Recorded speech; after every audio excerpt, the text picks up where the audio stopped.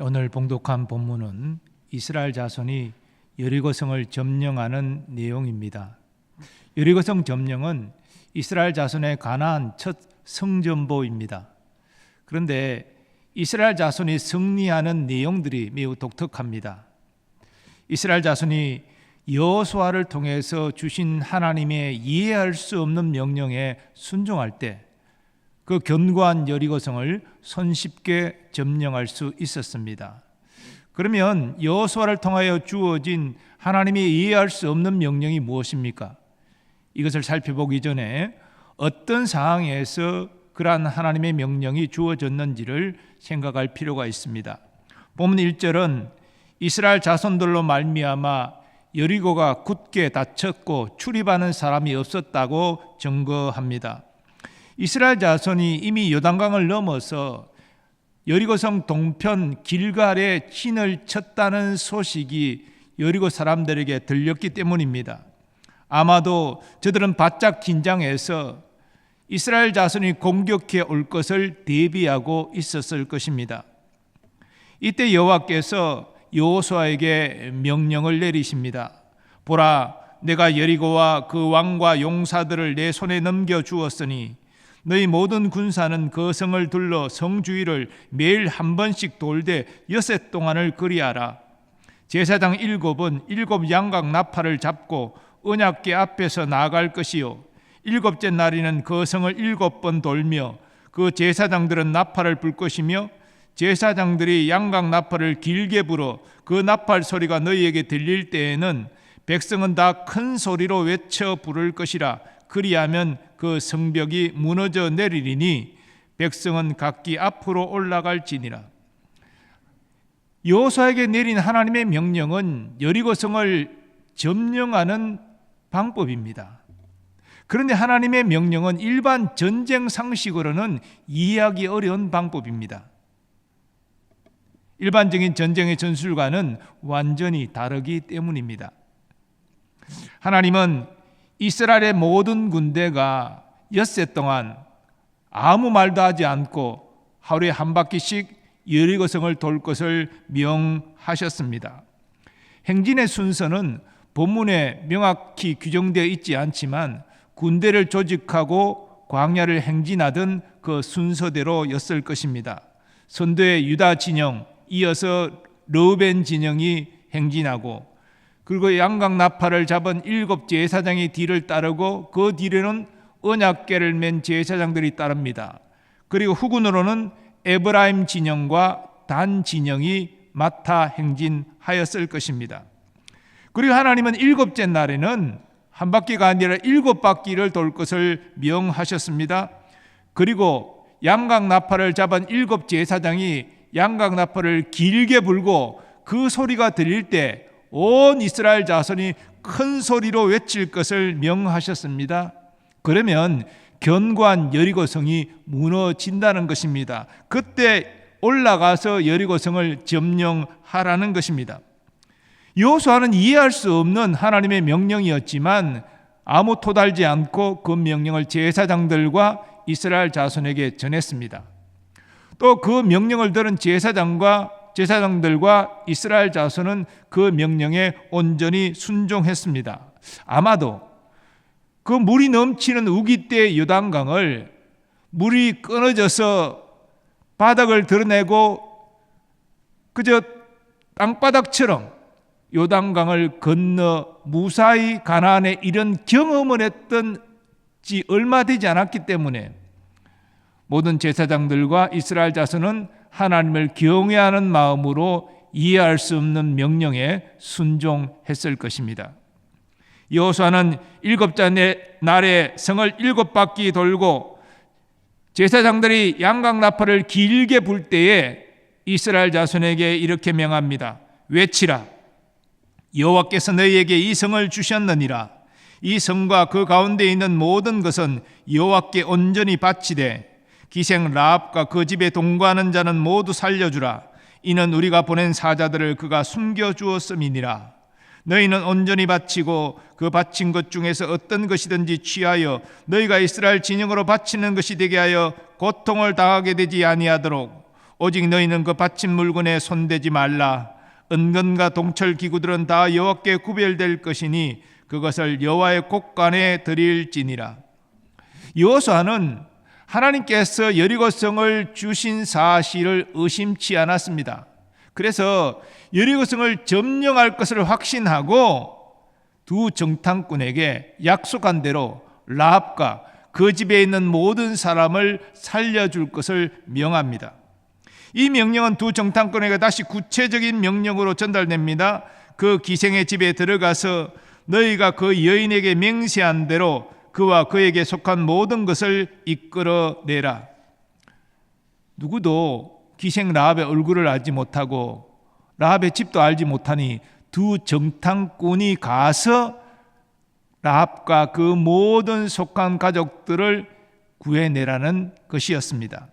정탐한 젊은이들이 들어가서 라합과 그의 부모와 그의 형제와 그에게 속한 모든 것을 이끌어내고 또 그의 친족도 다 이끌어내어 그들을 이스라엘의 진영 밖에 두고, 라합은 반드시 이스라엘 자손이 여리고를 점령할 것을 확신했습니다. 그래서 부모뿐 아니라 형제, 가족, 더 나아가 친족들까지 다 자기 집에 모이게 하고 마침내 모두 다 구원받을 수가 있었습니다. 그리고 여호수아는 여리고성과 그 성에 있는 모든 것을 여호와께 온전히 바칠 것을 명령합니다. 여기 바친다는 말에 해당하는 히브리어가 헤렘인데, 이것은 파멸과 저주라는 의미가 있고 또 하나님께 완전히 구별되어 바쳐진 것이라는 의미가 있습니다. 그러므로 여리고성과 그 안에 있는 모든 사람과 가축은 하나님께 온전히 바쳐 진멸해야 했습니다. 그리고 은건 동철 기구들은 온전히 여호와의 곳간에 드려야 했습니다. 이에 이스라엘 자손은 그대로 순종합니다. 이에 백성은 외치고 제사장들은 나팔을 불매 백성이 나팔 소리를 들을 때 크게 소리 질러 외치니 성벽이 무너져 내린지라. 백성이 각기 앞으로 나아가 그 성에 들어가서 그 성을 점령하고 그 성 안에 있는 모든 것을 온전히 바치되 남녀노소와 소와 양과 나귀를 칼날로 멸하니라. 무리가 그 성과 그 가운데 있는 모든 것을 불로 사르고 은금과 동철 기구는 여호와의 집 곳간에 두었더라. 라합과 그 가족과 모든 친족은 여리고성 사람들이 진멸될 때 구원함을 받았습니다. 그리고 그 이후로 이스라엘 자손 가운데 살게 되었습니다. 특별히 기생 라합은 여호와를 경외하는 믿음으로 행동해서 그녀 자신만이 아니라 그녀의 가족과 친족 모두를 구원하는 역할을 감당하였습니다. 그리고 여호수아는 초토화된 여리고성을 보면서 이스라엘 자손에게 다음과 같이 맹세하게 합니다. 누구든지 일어나서 이 여리고성을 건축하는 자는 여호와 앞에서 저주를 받을 것이라. 그 기초를 쌓을 때에 그의 맏아들을 잃을 것이요 그 문을 세울 때에 그의 막내 아들을 잃으리라. 왜 이런 저주를 선포합니까? 여리고성은 그냥 여호와께 온전히 바쳐져 진멸된 것이 아니라 저들의 우상 숭배의 제약으로 하나님의 공의의 심판을 받아 진멸되었기 때문입니다. 그러니 그 성은 다시 건축되어서는 안 된다는 것입니다. 만일 그러한 일이 일어나면 맏아들과 막내 아들을 잃게 될 것이다 라고 저주를 한 것입니다. 그런데 이 저주는 선포된 지 약 550년이 지나서 북이스라엘의 아합 왕 때에 베델 사람 히엘에 의해서 그대로 성취되었습니다. 그 시대에 베델 사람 히엘이 여리고를 건축하였는데 그가 그 틀을 쌓을 때 맏아들 아비람을 잃었고 그 성문을 세울 때 막내 아들 스굽을 잃었으니 여호와께서 눈의 아들 여호수아를 통하여 하신 말씀과 같이 되었더라. 이 베델 사람 히엘이 여호수아가 이스라엘 자손에게 맹세하게 한 이 말씀을 알지 못해서 그랬는지는 모르겠지만 어쨌든 여리고성을 건축하다가 맏아들과 막내 아들을 잃게 되었습니다. 이처럼 하나님의 말씀, 하나님의 예언 반드시 때가 되면 성취가 됩니다.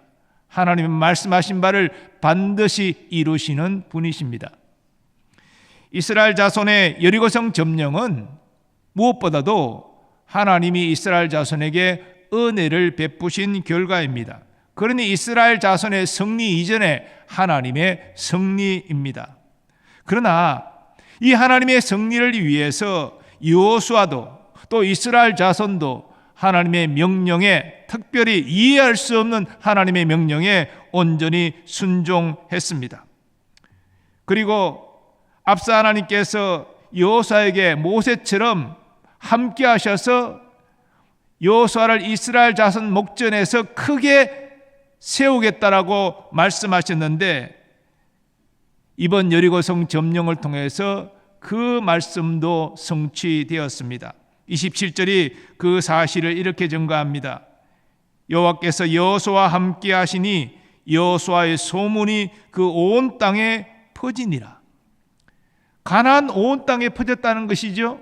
그래서 가나안 왕들이 여호수아의 이름에 두려움을 느꼈다는 것이지요. 그러니 이 모든 일을 바로 지켜보고 또 함께 동행한 이스라엘 자손은 얼마나 여호수아를 높게 인정했겠습니까? 모세와만 하나님이 함께 하신 것이 아니라 새로운 우리의 지도자 여호수아도 하나님이 함께 하시는구나, 이 사실을 이스라엘 자손은 확신하였을 것입니다. 그리고 여호수아의 지도력을 신뢰하고 여호수아의 말을 따라 가나안 정복 전쟁을 수행할 것을 다짐했을 것입니다. 여호수아 당시에 여리고성은 매우 견고한 성이었습니다. 견해지는 고고학 발굴에 따르면 여리고 성벽은 내성과 외성으로, 즉 이중으로 되어 있었습니다. 외성은 약 높이 5m의 기초 위에 두께 2m에 또 높이는 7m의 그러한 외벽으로 이루어져 있었습니다. 그리고 내성은 더 높은 고지대에 더 높은 높이로 성벽이 이루어져 있었습니다. 그래서 총 전체 최대 높이가 14m에 이를 정도로 난공불락의 견고한 성읍이었습니다. 하나님의 기이한 역사로 이스라엘 자손이 우기에 물이 넘치는 요단강을 마른 땅같이 건너가지 않았습니까? 그래서 저들 앞에 하나님께서 형통의 길을 주실 것이다 라는 기대를 가지고 있었는데 웬걸요? 처음 마주친 성은 매우 견고한 난공불락의 여리고성이었습니다. 그래서 이스라엘 자손들의 마음들이 크게 위축되었을 것입니다. 그렇다고 배후에 여리고성이라는 그 강력한 적을 두고 작은 성들부터 공략할 수도 없었습니다. 어쨌든 이 여리고성부터 치고 점령하여 해결해 나가야 본격적인 가나안 정복 전쟁이 시작될 수 있었습니다. 그런데 이런 상황에서 여호수아를 통해서 하나님의 명령이 주어집니다. 이스라엘 자손은 요단강을 마르게 해서 아무 문제 없이 건너게 하신 하나님이라면 반드시 좋은 여리고성을 공략할 방법을 알려주실 것이다 라는 기대를 가졌을 것입니다. 그런데 여호수아가 전하는 하나님의 명령은 이해할 수 없는 명령입니다. 말씀드린 대로 언약궤를 맨 제사장과 함께 군사들이 아무 말도 하지 않고 단지 제사장이 양각 나팔을 부는 소리만 들으면서 하루에 한 바퀴씩 여리고성을 도는 것, 그것도 6일 동안 계속 그렇게 하는 것, 7일째 되는 날에는 7바퀴를 돌고, 이제 양각 나팔을 든 7 제사장들이 길게 나팔을 불 때 큰 소리로 외치는 것, 그러면 여리고성이 무너진다. 이것은 상식적으로, 이성적으로 받아들이기 어려운 하나님의 명령입니다. 그렇게 해서 저 견고한 여리고성을 어떻게 점령할 수 있을까? 그런 의구심도 분명히 들었을 것입니다. 하지만 본문을 우리가 자세히 살펴볼지라도 지도자 여호수아도 어떤 의문도 제기하지 않았습니다. 또 여호수아를 통해 하나님의 명령을 받은 제사장들도 이스라엘 자손도 어떤 의문도 표하지 않았습니다. 그저 하나님이 명하신 대로 제사장과 함께 이스라엘 자손은 하루에 한 바퀴씩 아무 말 없이 여리고성을 돌 뿐입니다. 그 다음 날도 돌았습니다. 엿새 동안 그렇게 했습니다. 7일째 되는 날에는 하나님의 명령대로 한 번이 아니라 7바퀴를 돌고, 그리고 양각 나팔을 든 7 제사장이 나팔을 길게 불 때에 큰 소리로 외쳤습니다. 그때 놀라운 일이 일어난 것이죠. 그 이중벽으로 된 여리고성이, 그 견고한 성이 무너져 내린 것입니다. 그래서 이스라엘 자손은 하나님의 명대로 올라가 그 여리고성을 점령할 수 있었습니다. 그 남녀노소 모든 가축 칼날로 멸하였습니다. 이것은 잔인한 학살이 아니라 그랬죠. 저들이 오랜 우상 숭배의 죄악에 대하여 하나님이 때가 되어 공의로 심판하신 것입니다. 그리고 하나님은 여리고 백성을 한 사람도 살려주지 아니하므로 우상 숭배의 죄악에 이스라엘 자손이 전념되지 않도록 이스라엘 자손을 보호하셨습니다. 이스라엘 자손이 여리고성을 점령한 것은 저들의 군사력이나 용맹 때문이 아니라 하나님의 능력 때문이었습니다. 여호수아와 이스라엘 자손이 한 것은 말씀드린 대로 그 이해할 수 없는 하나님의 명령이지만 그 명령에 토달지 않고 순종한 것입니다. 하나님은 그 순종을 통해서 일하셨습니다. 견고한 여리고성을 무너뜨리셨습니다. 아마 여리고 백성들은 깜짝 놀라서 혼비백산해 가지고 몰려오는 이스라엘 자손을 막을 생각도 못했을 것입니다. 그래서 순식간에 다 진멸당한 것입니다. 하나님의 이 모든 일들을 통해서 가나안 모든 왕들과 그 거민들을 두려워 떨게 하셨습니다. 그리고 지도자 여호수아를 이스라엘 자손 앞에 크게 세우셨고 또 그의 위엄이 온 가나안 땅에 퍼지게 하셨습니다. 그런데 이스라엘 자손이 여리고성을 진멸하는 과정 가운데 극적으로 살아난 사람들이 있습니다. 앞서 말씀드린 대로 기생 라합과 그의 가족과 친척들입니다. 이스라엘의 두 정탐꾼을 숨겨주고 무사히 돌아갈 수 있도록 기생 라합이 도왔기 때문입니다. 성경은 이러한 라합의 행위를 믿음의 행위로 인정합니다. 하나님에 대한 소문을 듣고 하나님이 어떤 분이신지를 알고 하나님의 뜻을 이루기 위하여 여리고를 정탐하러 온 이스라엘의 두 정탐꾼을 숨겨주고 도와주었다는 것입니다. 그래서 라합은 그 가족과 친족과 함께 구원을 받았습니다. 그리고 이스라엘 자손 가운데 거하면서 정탐꾼 중 한 명인 살몬과 결혼해서 보아스를 낳음으로 다윗 왕의 고조모가 되고, 그리고 구속사의 족보에 그 이름이 올라가는 영광을 누리게 되었습니다. 사랑하는 여러분, 우리의 삶에도 이 여리고성과 같은 큰 난관과 문제가 있을 수 있습니다. 그런데 많은 경우 우리는 우리 힘으로 그 난관과 문제를 해결하려고 애를 쓰지요. 하지만 우리는 하나님의 사람인지라 그 난관과 문제를 해결하기 위하여 애쓰기 전에 먼저 하나님을 찾고 의지해야 될 줄 믿습니다. 그래서 내 뜻대로가 아니라 세상 방식이 아니라 하나님이 기뻐하시는 방식대로 그 난관과 문제를 해결해야 한다는 것입니다. 그것이 하나님이 기뻐하시는 순종의 자세라는 것이죠. 아브라함은 믿음의 조상으로 불리지만 그의 인생에 큰 시련이 닥쳐왔습니다.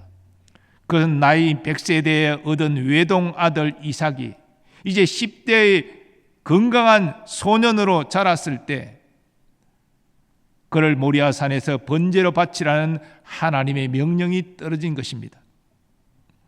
이 명령은 독자 이삭을 생명처럼 사랑하는 아브라함에게 수용 불가한 명령이었고, 또 이삭을 통해서 자손이 하늘의 별같이 바다의 모래처럼 많아질 것이라는 하나님의 약속과도 어긋나는 명령이었습니다. 그러나 아브라함은 이에 대해 토달거나 원망 불평하지 아니하고 다음날 아침 일찍 이삭을 데리고 모리아산으로 갑니다. 그리고 종을 두고 이삭과 단 둘이만 산으로 가서 그의 힘으로 아들 이삭을 결박하고 칼을 들어 죽여 번제물로 바치고자 했습니다. 하나님이 급히 주의 사자를 통해서 제지하지 않았으면 큰일 날 뻔했습니다. 하나님은 독자 이삭 대신에 바칠 순양을 준비해 두셨습니다. 아브라함은 하나님을 절대 신뢰하는 믿음으로 순종함으로 외아들을 잃을지도 모르는 그 시련을 극복했고, 그래서 이후에 하나님의 관계가 더욱 깊어졌으며 믿음의 조상이 되는 영광을 얻을 수 있었습니다. 우리의 삶에도 여리고성과 같은 견고한 난관과 문제들이 있을 수 있습니다. 아브라함이 만난 큰 시련도 만날 수 있습니다. 그래서 그 난관과 시련을 말미암아 지금도 근심하고 고통하는 분이 계실지 모릅니다. 그러나 우리는 하나님의 사람임을 잊지 말아야 합니다. 하나님의 사람은 어떤 사람입니까?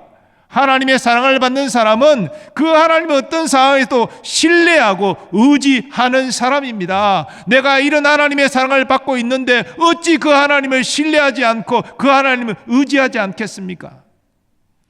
이것이 하나님이 원하시는 믿음이지요. 그러므로 우리는 우리에게 이 난관과 시련을 하나님이 허락하셨다는 사실을 생각하고 어떤 난관과 시련이든지 하나님께 그 문제를 아뢰고 하나님의 도우심을 구해야 합니다.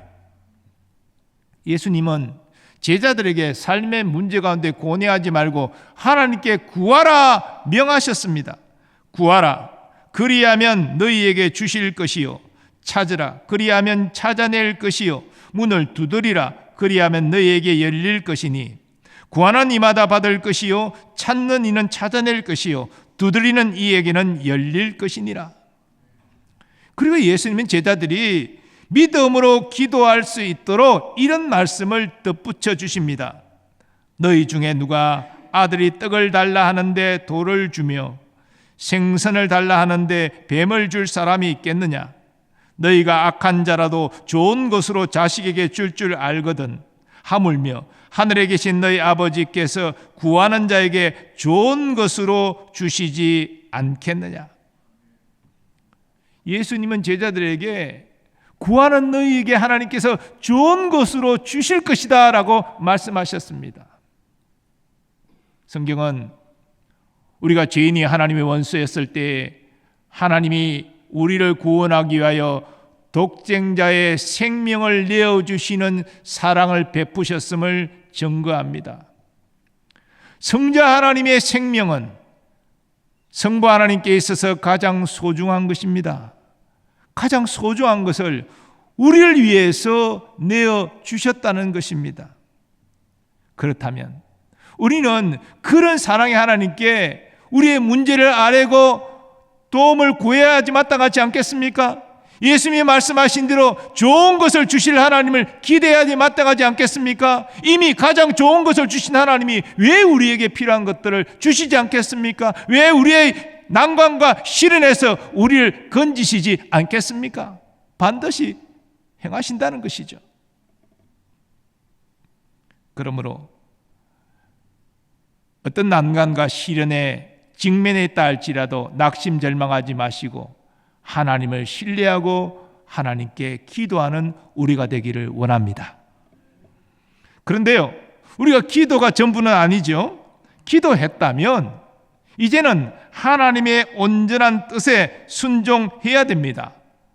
먼저 우리가 우리의 문제에 대한 하나님의 구체적인 응답을 받지 못했을지라도 우리는 무엇에 순종해야 됩니까? 기록된 성경 말씀대로 살아야 됩니다. 하나님 말씀대로 순종하지 아니하면서 어떤 특정 문제에 대한 답만을 구하는 것은 바른 신앙의 자세가 아니죠. 우리가 당하고 있는 문제가 우리를 힘들게 할지라도 먼저 하나님 말씀대로, 성경 말씀대로 살기를 힘쓰는 우리가 되기를 원합니다. 하나님은 그렇게 말씀에 순종하는 우리에게 마침내 우리의 삶의 문제를 해결해 주실 빛을 던져 주실 줄 믿습니다. 우리를 괴롭히고 고통하게 하는 문제가 무엇입니까? 교회에서 성도와의 관계의 문제입니까? 그 사람이 무고히 나를 욕하고 모함하고 힘들게 합니까? 또는 가족 간에 어떤 갈등과 어려움이 있습니까? 하나님은 이 인간관계의 갈등과 어려움 속에서 우리에게 어떻게 하라고 성경을 통하여 원론적으로 말씀하십니까? 원수까지도 사랑하고 그를 위하여 기도하라 말씀하십니다. 물론 참 순종하기 어려운 말씀이죠. 그러나 이 막힌 인간관계를 푸는 길은 하나님께 순종하는 길밖에 없습니다. 그를 위하여 기도할 때 하나님이 사람의 마음을 만지시기에 우리의 막힌 관계를 풀어주시고 또한 관계를 회복하여 주실 줄 믿습니다. 또한 우리는 삶의 어떤 문제든지 염려, 근심에 매여 있지 말아야 됩니다. 하나님은 성경을 통하여 뭐라 말씀했습니까? 아무것도 염려하지 말고 모든 일에 기도와 간구로 너의 구할 것을 감사함으로 하나님께 아뢰라. 염려, 근심에 매여 있지 말고 오히려 감사함으로 기도하라는 것입니다. 그것은 선하신 하나님을 신뢰하고 하나님이 좋은 것을 주실 것을 확신할 때에 가능한 것이지요. 나는 비록 지금 문제로 힘들어하지만 반드시 하나님이 좋은 것으로 역사해 주실 줄 믿기에 미리 감사합니다. 이것이 하나님이 기뻐하시는 순종의 모습인 것입니다. 그래야 할 때 우리의 생각을 뛰어넘는 하나님의 평강이 우리의 마음과 생각을 지키실 것이라고 성경은 분명히 약속하고 있습니다. 순종하는 자에게 하나님의 평안을 먼저 허락하여 주시고 마침내 합력하여 선을 이루어 주신다는 것이지요.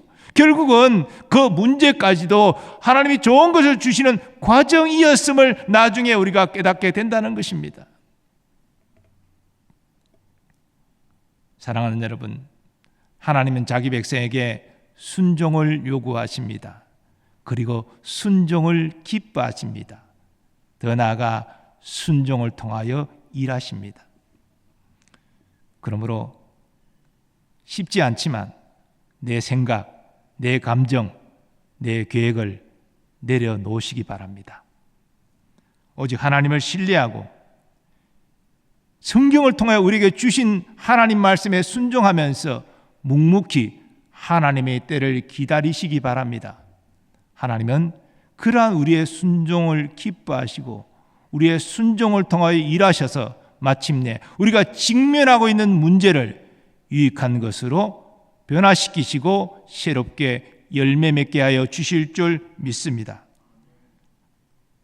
어떤 상황 가운데 있든지 하나님을 신뢰하고 하나님을 의지하고 하나님의 말씀과 뜻에 순종함으로 하나님을 기쁘시게 하고 우리의 삶 가운데 역사하시는 하나님을 경험하기를 간절히 소망합니다.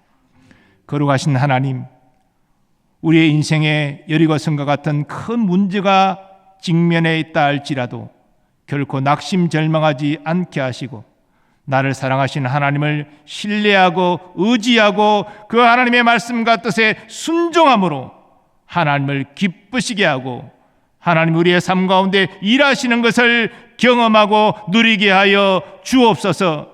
예수님의 이름으로 기원하옵나이다. 아멘.